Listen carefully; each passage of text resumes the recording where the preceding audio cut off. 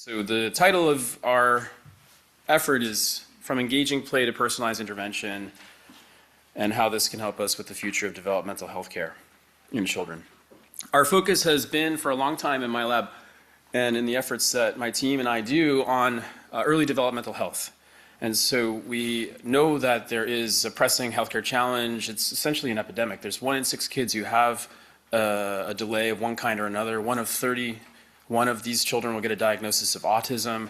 But despite our best efforts, the average age of diagnosis of autism and other delays like ADHD and speech and language are still stubbornly hovering around 5 years. And this is getting to the end of the opportunity areas where you can intervene and make a major difference. Why? Well, we're struggling to see the signs and symptoms at the right time in the right places with the right kind of inclusion and unbiased, equitable, diversity-aware kinds of approaches. So females are missed. Underrepresented minorities are missed. In fact, they're diagnosed even later, like close to 8 years average age for a diagnosis of these underrepresented groups. What we do know is that if we can identify these children early and intervene early, about 40% of them will progress to a point where they no longer qualify for an autism diagnosis by the time they enter kindergarten. So there's this huge opportunity space. Many other things happen as well that are really strong and positive. And so our focus in this effort is on building a game, a system that we can enhance with artificially intelligent agents that are able to recognize the signs and symptoms of early developmental learning delays with a specific focus on autism. And that game is called GuessWhat. It's essentially a game that's similar to the game Heads Up, popularized by Ellen DeGeneres. So you put the phone on your forehead, it displays a prompt on the screen, and that prompt is developmental and age appropriate. It challenges the child in a number of ways. The person holding the phone is the caregiver, one kind or another. It could be the parent, it could be the uncle, it can be the behavioral technician, it can be the teacher. And it's personalized. It's meant to really speak to that child's needs.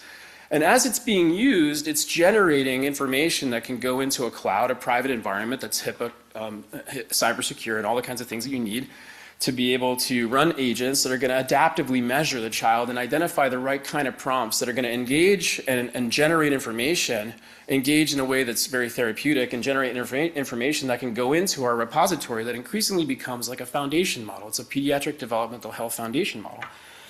And with that, we can build agents, fine-tune these models, the foundation model, to build these agents that are increasingly proficient at measuring adaptively over time, not only the initial signals of autism, for example, but also how those signals are changing and how the child is reacting positively to the game prompts as they're being delivered.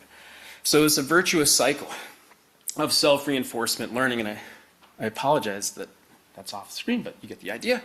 So it's a positive feedback loop, so constantly getting the right kind of challenge personalized to the child while generating new information that we can continue to use to enhance the models as we go.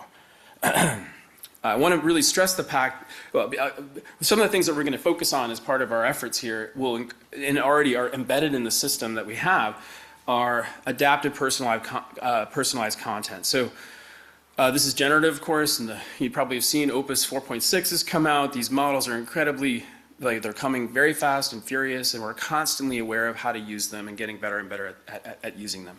So our AI is going to generate novel prompts, stories, social scripts that adapt to the child's unique needs.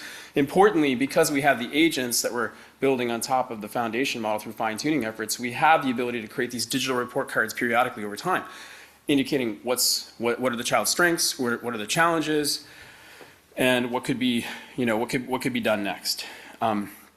It's grounded in the science of how we learn, of how children learn, learning through play. It's creating this pro-social dyad between parent and child that was otherwise very difficult to create before. It's working in the home environment. It can work in very natural ways, and it's designed to be human-centered, where assessment is part of that learning journey.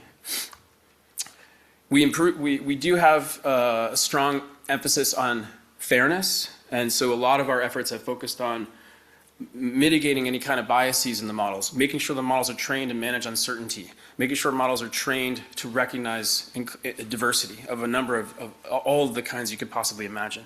And this is because over a lot of the utilization of GuessWhat, we've been able to generate data from we have 20,000 users from the Philippines, Bangladesh, basically 147 countries have contributed information to our system so that we can create these models that are like increasingly equitable and diversity aware. And now that we have the agents, we can protect privacy because before we were getting videos shared to us, but now we can use the agents in a cybersecure infrastructure and humans don't need to be involved at all. So our one-year roadmap to a functional living lab here is articulated on the slide where we're going to be doing deployment, implementing additional decks, working with school systems to make sure they're working the right way. We always co-design with our stakeholders. And our data pipeline is like a critical component to this adaptive measures feature of the system. So we want to make sure that we have a data pipeline that's gathering securely information that we can utilize to continue to train the models and check for their accuracy, make sure they manage uncertainty, have equity inclusion. And ultimately, we're going to be getting more and more of our ability to personalize through generative prototypes. And at the end, we're going to be demonstrating feasibility and efficacy. We budgeted for personnel and compute. The compute's a really critical part of this. We absolutely need to be able to fine-tune the language models with the data that we have. And that ends up being a fairly costly part of the endeavor, but it's critical to make sure these adaptive measures are actually correct. So, thank you.